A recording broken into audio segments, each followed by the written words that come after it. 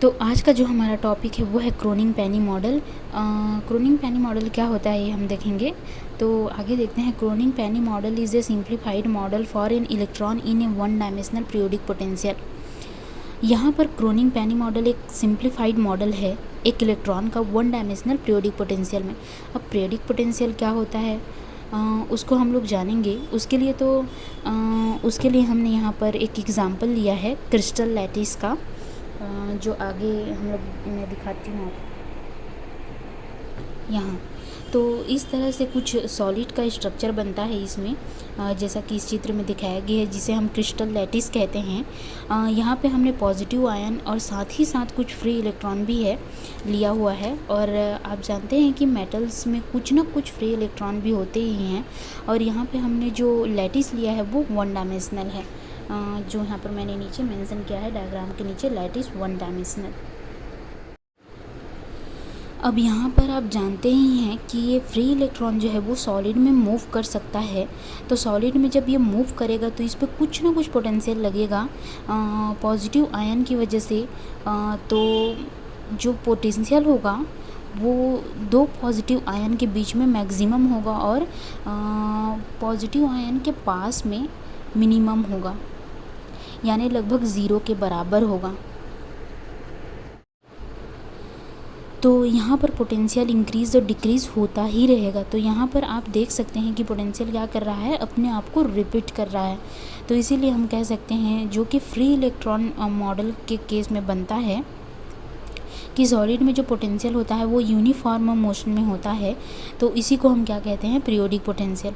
जब electron move करेगा तो उसमें जो पोटेंशियल लगेगा और दो आयन के बीच में, तो पोटेंशियल क्या कर रहा है, अपने आप को रिपीट करता है। तो बार बार रिपीट करने के जो प्रोसेस होता है उससे हम लोग क्या कहते हैं, पीरियोडिक पोटेंशियल कहते हैं। जो पीरियोडिक पोटेंशियल होता है, जब इलेक्ट्रॉन मूव करेगा तो उसमें पोटेंशियल लगेगा और दो पॉजिटिव आयन के बीच में पोटेंशियल क्या होगा, पोटेंशियल जो है वो मैक्सिमम होगा। और आयन के पास आएगा तो वो पोटेंशियल क्या हो जाएगा, वो ज़ीरो हो जाएगा। इस तरह से फिर बढ़ जाएगा और फिर ज़ीरो हो जाएगा। तो इसका ग्राफ दिया हुआ है, उसको मैं आप लोगों को दिखाती हूँ। ये जो ग्राफ है, तो यहाँ पर पोटेंशियल है ये v ऑफ x, और यहाँ नीचे जो दिया हुआ है आयंस बने हुए हैं ये। तो ये पॉइंट के बीच में ये पोटेंशियल जो है वो पोटेंशियल के बीच में मैक्सिमम होगा। फिर जो ये पॉइंट के बीच में पोटेंशियल जो है वो मैक्सिमम होगा, फिर मिनिमम हो जाएगा, फिर मैक्सिमम हो जाएगा, फिर मिनिमम हो जाएगा। इस तरह से जो पोटेंशियल बनता है उसको हम लोग कहते हैं पीरियोडिक पोटेंशियल। और ये किसका है, ये इलेक्ट्रॉन का, जब वो क्रिस्टल लैटिस में मूव करता है। तो जो कि वन डायमेंशनल में लिया गया है, हम लोगों ने यहाँ पे वन डायमेंशनल में लिया है। तो यहाँ पे x जो है वो पोजीशन है और vx जो है वो पोटेंशियल को दर्शाता है इस ग्राफ में। तो यहाँ पे पोटेंशियल जब मैक्सिमम और मिनिमम होता है तो इस तरह से श्रोडिंगर इक्वेशन को सॉल्व करना आसान नहीं रहा है। पोटेंशियल की जो वैल्यू से मान लो हम बहुत सारी पोटेंशियल की वैल्यू दी गई है हमें, तो यहाँ पे श्रोडिंगर इक्वेशन सॉल्व करना इजी नहीं है। तो इसीलिए यहाँ पे क्रोनिग और पेनी ने क्या किया है कि इन्हीं पीरियोडिक पोटेंशियल को रेक्टेंगुलर स्टेप मान लिया है। इन्हीं पीरियोडिक पोटेंशियल को रेक्टेंगुलर स्टेप मान लिया है। यहाँ पर श्रोडिंगर इक्वेशन को सॉल्व करना डिफ़िकल्ट था, इसीलिए क्रोनिग पेनी ने क्या किया है कि इसको रेक्टेंगुलर स्टेप मान लिया है। इसका जो ग्राफ है वो कुछ इस तरह से बनता है। ये वाले ग्राफ को इस तरह से क्रोनिग पेनी मॉडल ने कंसिडर कर लिया है। यहाँ पे आप देख सकते हैं कि यहाँ पे लिखा है जिस तरह से उन्होंने कंसिडर किया है। तो यहाँ पे आप देख सकते हैं एक रीज़न आई कह दिया गया है और एक रीज़न को सेकंड, मतलब एक रीज़न को फर्स्ट कह दिया गया है और एक रीज़न को सेकंड कह दिया गया है। तो यहाँ पे तो जो रीज़न फर्स्ट है उसको हम लोग कहते हैं पोटेंशियल वेल, और जो रीज़न सेकंड है उसको हम लोग क्या कहते हैं, पोटेंशियल बैरियर कहते हैं। तो यहाँ पे आप देख सकते हैं कि तो यहाँ पे मैंने कुछ -b 0 ये a कह दिया है, जो मान लिया है। तो यहाँ पे हम उसको चेक करेंगे कि यहाँ पे पोटेंशियल ज़ीरो होगा और कहाँ पे मैक्सिमम हो, कहाँ पे ज़ीरो होगा और कहाँ पे मैक्सिमम होगा। तो ये हम लोग चेक करेंगे यहाँ पे। तो यहाँ पे आप हम लोग देख सकते हैं, हम लोग चेक करने के लिए यहाँ पर कि एक साइड में हमने V लिया है जिसको हम लोग पोटेंशियल कहते हैं, और एक साइड पे हम लोगों ने डिस्प्लेसमेंट x लिया है। यहाँ पे एक पॉइंट है V0 ग्राफ में, यहाँ पर एक पॉइंट है V0 जहाँ V0 के सामने वाला पॉइंट जो होगा वहाँ पर पोटेंशियल V0 के बराबर होगा, और नीचे में पोटेंशियल जो है वो -V0 एक के पास में पोटेंशियल जो क्या हो जाएगा वो पूरी तरह से ज़ीरो हो जाएगा। तो यहाँ पे आप कह सकते हैं कि पोटेंशियल वेल का जो पोटेंशियल होगा वो ज़ीरो होगा, जो हमारा फर्स्ट रीज़न है, और पोटेंशियल बैरियर का जो पोटेंशियल होगा वो मैक्सिमम होगा, जो कि हमारा सेकंड रीज़न है। तो यहाँ पे इसको हम लोग इस तरह से लिखेंगे, v is equal to 0 for 0 to x to a, और v is equal to v0 for -b to x to 0। तो यहाँ पे आप क्या करेंगे, एनर्जीज ऑफ इलेक्ट्रॉन को सॉल्व करेंगे टाइम इंडिपेंडेंट वेव इक्वेशन से। तो ये इक्वेशन हम वन डायमेंशनल के लिए लेंगे, तो ये हो जाएगा हमारा d2 psi upon dx square plus 2m/h line square e minus b of x psi is equal to 0। इसको हम लोग ले लेते हैं इक्वेशन नंबर 1। अब हम इसको सॉल्व करेंगे, तो यहाँ पे आप देखेंगे कि रीज़न फर्स्ट और रीज़न सेकंड दो रीज़न हम लोगों ने लिया था। तो जब हम दोनों रीज़न के लिए Schrodinger wave equation, Schrodinger time independent wave equation को सॉल्व करेंगे, तो हमारा पहला रीज़न है यहाँ पे पोटेंशियल क्या है, ज़ीरो है। देखिए हमारा पहला रीज़न ये है, यहाँ पर b इज़ इक्वल टू 0 है। तो हम लोग इक्वेशन नंबर 1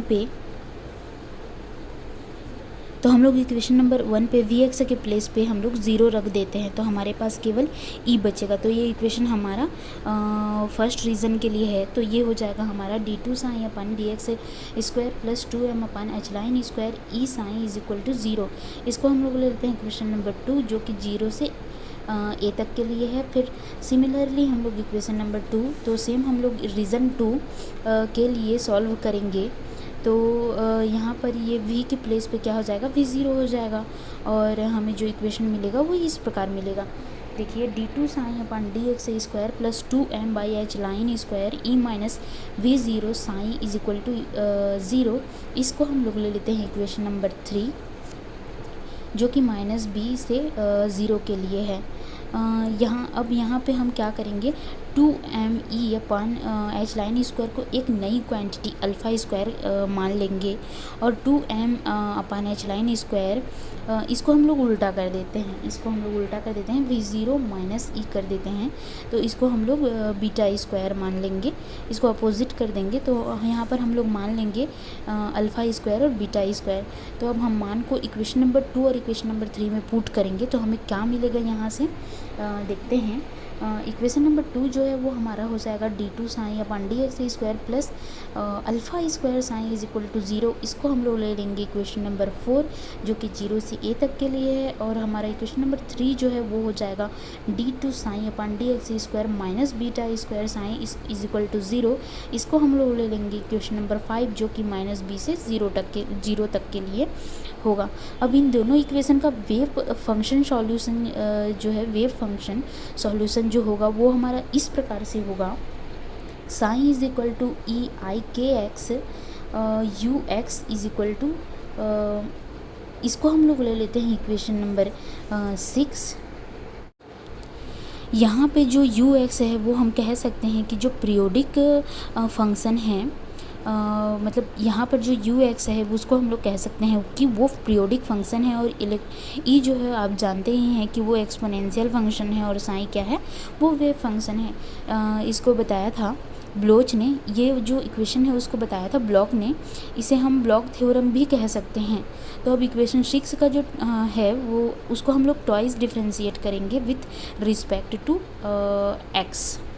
तो ये हमारा क्या हो जाएगा, एक्स के रिस्पेक्ट पे हम लोग अगर करते हैं तो ये हमारा हो जाएगा D psi upon D X is equal to E I K X D U by D X G U X by D X. इसको जो ये है हमारा इक्वेशन नंबर 6 वो दो फंक्शन में हो जाएगा। फर्स्ट फलन का समाकलन इंटू सेकेंड फलन इंटू फर्स्ट फलन का समाकलन। तो यहाँ पर हमारा दो फंक्शन है, तो उसको हम लोग सॉल्व करेंगे तो ये हमारा हो जाएगा प्लस हो जाएगा यू के X I K into E to the power I K X.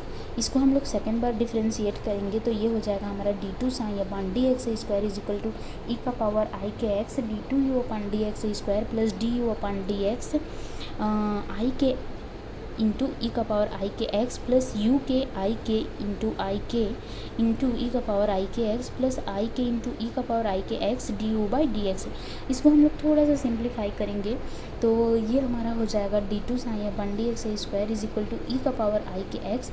इसको हम लोग कुछ नहीं कर रहे हैं, बस सिर्फ इसको सिंपली मैथमेटिकली टर्म में हम लोग सॉल्व कर रहे हैं। जो सिंपल समाकलन को हम लोग सॉल्व करते हैं उसी तरह से इसको हम लोग आगे थोड़ा सा बस सिंपली कर रहे हैं। ई का power I K X D two U upon D X square plus D U upon D X plus D U upon D X into I K E to the power I K X minus U K into K square into E का power I K x plus I K into E का power I K X D U by D X. इसको हम ले लेंगे equation number 7। अब equation number 7 को हम लोग पुट कर देते हैं इक्वेशन नंबर 4 पे। तो यहाँ क्या हो जाएगा, ये हमें ई का power I K X D two U upon D X square plus D U upon D X into I K E का power I K X minus U के ई का पावर आई के एक्स के square plus I K E का power I K X D U upon D X plus alpha square E का power I K X U is equal to 0। ये equation number जो ये 7 है, इसको हम लोग इक्वेशन नंबर 4 मतलब कौन सी इक्वेशन पे हम लोगों ने पुट किया, ये इक्वेशन नंबर 4 पे हम लोगों ने पुट किया, तो हमें ये इक्वेशन जो है वो मिला है। तो dividing the above equation by E का पावर आई के एक्स, और फिर इसमें कुछ बाद हम लोग डिवाइड करेंगे इक्वेशन नंबर, मतलब इसमें हम लोग ई का power I K x divide करेंगे क्योंकि आई के एक्स जो है वो पूरे इक्वेशन में है। तो ये क्या हो जाएगा हमारा आई के एक्स, इसको डिवाइड कर देने के बाद में सारे में से आई के एक्स जो है ई का पावर आई के एक्स जो है वो कट जाएगा। तो हमारा जो इक्वेशन है वो हमें मिलेगा D two U upon D X square plus I K into D U upon D X minus K square U plus I K D U by D X plus alpha square U is equal to 0। इसको हम लोग थोड़ा सा easy करते हैं तो ये हो जाएगा हमारा D two U upon D X square plus 2 I K D U upon D X plus alpha square minus K square, इसमें हम लोगों ने यू को कॉमन निकाल दिया है तो into U is equal to 0। इसको हम लोग ले लेते हैं इक्वेशन नंबर 8। अब सेम इक्वेशन नंबर जो 7 है उसको हम लोग इक्वेशन नंबर 5 में पुट करना है हमें। बीटा वाले में पहले हम लोगों ने इसे क्या किया था, इक्वेशन नंबर 4 में पुट किया था जो कि हमारा अल्फ़ा वाला था। अब इसको हम लोग बीटा वाले में करेंगे। तो इक्वेशन नंबर 5 में पुट करने पर, इक्वेशन नंबर 5 में आप लोगों को दिखा देती हूँ, ये इक्वेशन नंबर 7 है जिसको हम लोग पुट करेंगे इक्वेशन नंबर 5 में। तो यहाँ से इक्वेशन नंबर 7 को इक्वेशन नंबर 5 में पुट करने पर जो हमें सॉल्यूशन मिलता है वो हम डायरेक्ट ले लेते हैं D two U upon D X square plus 2 I K D U upon D X minus beta square plus K square into U is equal to 0। इसको हम लोग ले लेते हैं इक्वेशन नंबर 9। अब इक्वेशन नंबर 8 और इक्वेशन नंबर 9 का जो जनरल सॉल्यूशन निकालेंगे तो ये हो जाएगा, जनरल सॉल्यूशन निकालेंगे तो ये क्या होगा हमारा u1 इज इक्वल टू ए ई का पावर आई अल्फ़ा माइनस के एक्स प्लस बी ई का पावर माइनस आई अल्फ़ा प्लस के एक्स। इसको हम लोग ले लेते हैं इक्वेशन नंबर 10 और यहाँ पर u2 इज इक्वल टू सी ई का पावर b माइनस आई K x plus D E का power minus B plus I K x हो जाएगा। इसको हम लोग ले लेते हैं इक्वेशन नंबर 11। यहाँ पर a b और c d जो है वो कांस्टेंट है।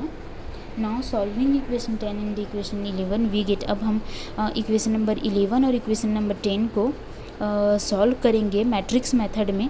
ये बहुत ही लंबा प्रोसेस था तो मैंने इसे यहाँ पर डायरेक्ट ले लिया है, आप लोग सॉल्व करके भी देख सकते हैं। तो यहाँ पे ये क्या हो जाएगा, P psi alpha upon alpha A plus cos alpha A is equal to cos K A. यहाँ पर के जो है वो क्या है, वेव वेक्टर है जिसका फॉर्मूला होता है K is equal to 2 pi by lambda. तो यहाँ पे पी जो है वो हो जाएगा हमारा सॉरी ये रो लिखा गया है, यहाँ पर P जो है वो हमारा हो जाएगा P is equal to mv0 B A upon H line square. तो आगे हम लोग इसको अब जो है यही हमारा रिक्वायर्ड क्रोनिंग पेनी मॉडल का इक्वेशन है, यही हमारा रिक्वायर्ड क्रोनिंग पेनी मॉडल का जो इक्वेशन है। तो अब हम लोग इसे क्या करेंगे, दो केस में हम इसे सॉल्व करेंगे। पहला जो है वो p टेंस टू इन्फानाइट और दूसरा जो है p is equal to zero पे। दोनों केस को हम जब सॉल्व करके सकेंगे तो हमें क्या मिलेगा, एनर्जी मिलेगा, जिसको हम लोग यहाँ पे लिखेंगे। तो पहला केस है p टेंस टू इन्फानाइट पे हम लोगों ने लिया हुआ है। तो अब हम इसे सॉल्व करते हैं। तो पहला केस है हमारा ये, तो p is equal to infinite हम लोग पुट करेंगे और इसको सॉल्व करने पर, सिंपल करने पर ये क्या हो जाएगा, साइन अल्फ़ा ए, क्योंकि इन्फानाइट का वैल्यू जो होता है वो 1/0 होता है। तो यहाँ पर हो जाएगा sine alpha is equal to zero. तो यहाँ पर alpha is equal to N pi हो जाएगा। अल्फ़ा बराबर हम लोग ए को उधर ट्रांसफ़र कर देंगे तो एन पाई बाई ए हो जाएगा। हम लोग दोनों का स्क्वायर ले लेंगे तो alpha square is equal to N square pi square upon A square हो जाएगा। फिर याद करिए हम लोगों ने अल्फ़ा स्क्वायर को माना हुआ था 2me upon H line square को हम लोगों ने वहाँ पर अल्फ़ा स्क्वायर माना था। तो उसी अल्फ़ा स्क्वायर का वैल्यू हम लोग यहाँ पर पुट कर देंगे। तो ये हो जाएगा 2me upon H line square is equal to N square pi square upon E square. यहाँ से हम लोग ई जब एनर्जी का मान निकाल लेंगे तो ये हो जाएगा E is equal to N square pi square H line square upon 2m A square. अब हम लोग केस सेकेंड लेते हैं p is equal to zero के लिए। तो ये हो जाएगा हमारा p is equal to zero के लिए सॉल्व करेंगे तो ये होगा हमारा p साइन, ये हम लोगों ने पूरा इक्वेशन को उतार दिया है। तो यहाँ पर cos alpha is equal to cos K A, alpha is equal to K, तो हम लोग इसका स्क्वायर ले लेंगे, alpha square is equal to K square. तो अल्फ़ा स्क्वायर का हम लोगों ने मान रख दिया है 2me upon H line square. तो यहाँ पर k का जो मान होता है वो होता है हमारा 2 पाई बाय लैम्डा। तो ये 2 pi by lambda is equal to 2me upon H line square. चूँकि तो यहाँ पे एम वी जो होता है वो मोमेंटम होता है, तो यहाँ पे ये स्क्वायर में है तो ये क्या हो जाएगा, पी स्क्वायर हो जाएगा, मोमेंटम का स्क्वायर। तो हमारा एनर्जी हो जाएगा E is equal to P square upon 2m। तो आज का हमारा टॉपिक यहीं पर ख़त्म होता है। Thank you.